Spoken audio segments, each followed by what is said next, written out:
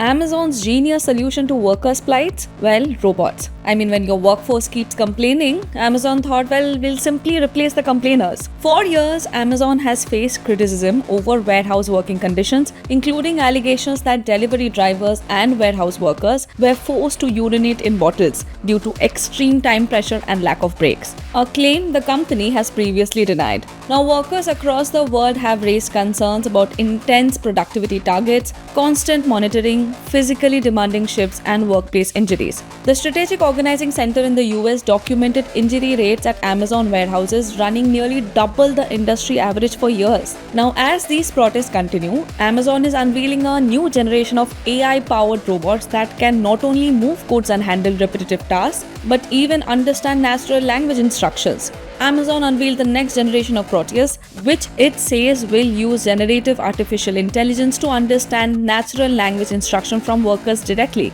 The announcement was dressed in the language of progress, that is 10 billion euros in European investment, 25,000 new jobs, a smarter, faster, more human-friendly warehouse. And the company says employees will be able to assign tasks using conversational prompts rather than technical commands or programming interfaces. Workers will be able to give it instructions the way they talk to a colleague. How thoughtful. Because a robot doesn't file grievances, doesn't call in sick, and doesn't join a union for sure. Now, along Proteus, Amazon also further announced expansion of Vulcan, its robot equipped with a sense of touch. Automation is expanding across Amazon's warehouses, but the company is keen to push back against suggestions that robots are replacing workers. The issue has become sensitive after Amazon announced plans in January 2026 to eliminate around 16,000 corporate roles globally as part of a wider restructuring program. At the same time, Amazon says its latest European investment plans will support 25,000 additional jobs and argues that advances in robotics and AI are changing the type of skills needed rather than removing the need for people altogether.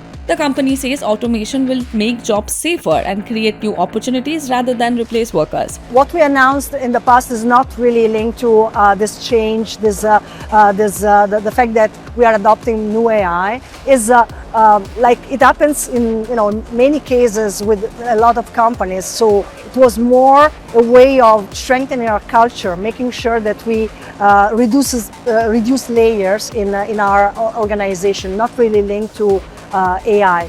There are still a lot of jobs that are actually related and created thanks to these new technologies that we are still hiring for. But critics argue the timing raises uncomfortable questions. Instead of fixing the problems workers have long complained about, is Amazon investing in technology that could eventually reduce its reliance on them altogether? Now, the new Proteus will navigate fulfillment centers more intelligently. It will take natural language instructions. It will carry containers of goods to loading docks so your order arrives on time.